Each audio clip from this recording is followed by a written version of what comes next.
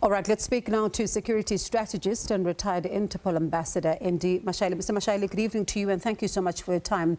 The issue of the warrant of arrest for the blogger, that's Musa Kaula, on charges of contravening the Cybercrimes Act and criminal injuria reads like a script, right, from a movie. I mean, if this is indeed true, were all these resources necessary for this arrest? No, when you were in a normal world, those resources, the congregation and galvanization of those resources was not necessary because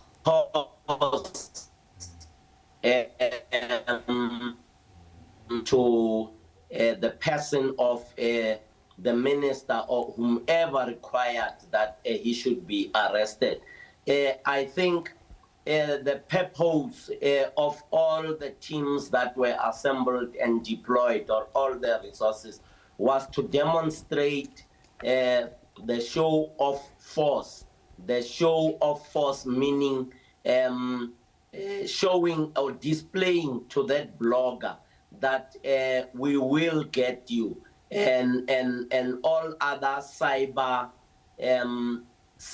criminals, for the want of a better way, those who disagrees with us on the cyber platform, we will be able to track you down and bloody your nose.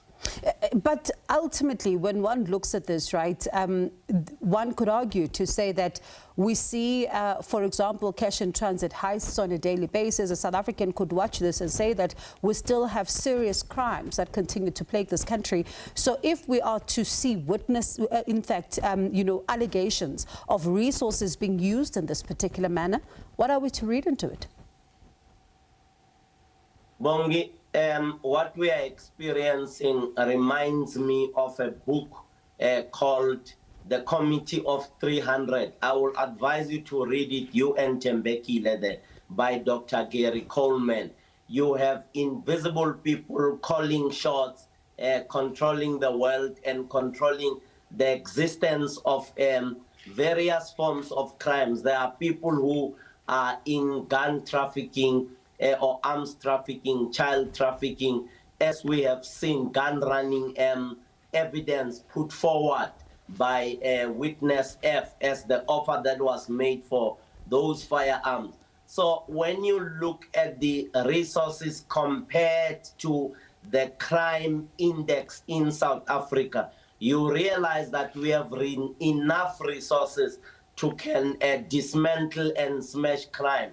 But because the objective and the use of those resources is aimed at pushing a certain advantage for a few individuals. Hence, we have these kinds of abnormalities, a big number of resources for a small fry, and a few resources for some serious crimes that are happening out there.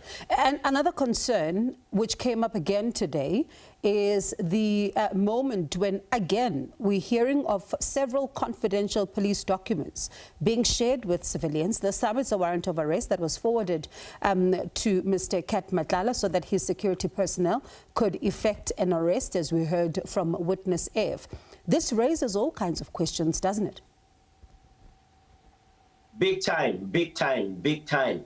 I wouldn't expect any individual to be in possession of those kinds of documents, including classified information that we have had in the ad hoc committee, that people willy-nilly just claim to have received intelligence documents at their door, and they decide to go through those documents and publicize those documents instead of taking those documents to the joint committee on joint standing committee on intelligence, so that you do not go over the red line of sharing what is in those confidential intelligence documents. So long story short, I'm saying we are seeing a development in South Africa of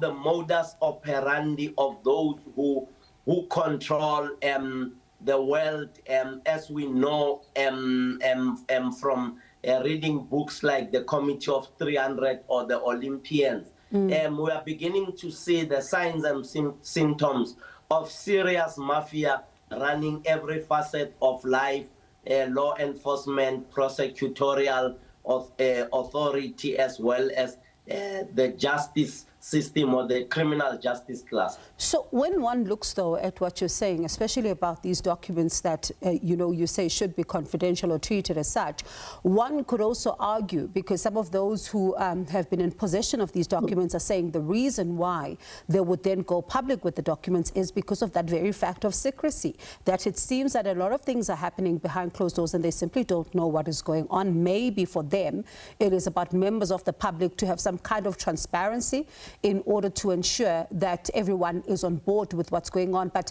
where then do we draw the line between public interest and documents that are meant to be private, but also at the same time not empowering the people who are keeping secrets in order for them to continue controlling us? Bongi, in the space of intelligence, the element of public interest is a stranger, is foreign. Why is it that it should be foreign? When we know that dangerous things are going to happen, there is going to be a group of people that's going to bring 2 or 3 aeroplanes that take off from OR Tambo to Cape Town.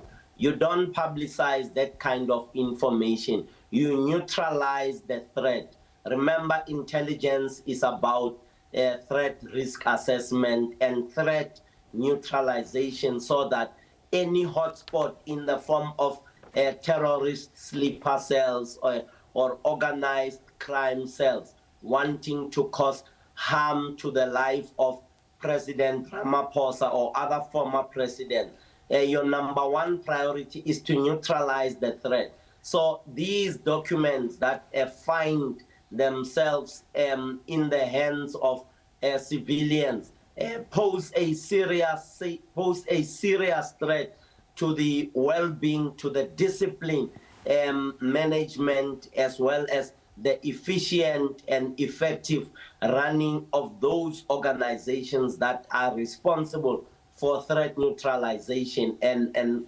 hotspot normalization or stabilization and normalization. We also know that there are people who are influencing these organizations, like passing over that information to someone who's not supposed to have it, all in the name of money that we speak of as corruption. This anomaly must be corrected. Those who commit this crime must be penalized and punished within the confines of the law, and punished brutally within the confines of the law, so that we don't find ourselves in a situation where we compromise national intelligence to foreign intelligence agencies who knock at our door and put 10 million by the door, and you sell Bongio or you sell the SABC. All right, thank you so much for your time. I appreciate it. That was a security strategist and retired Interpol Ambassador Andy Mashaile.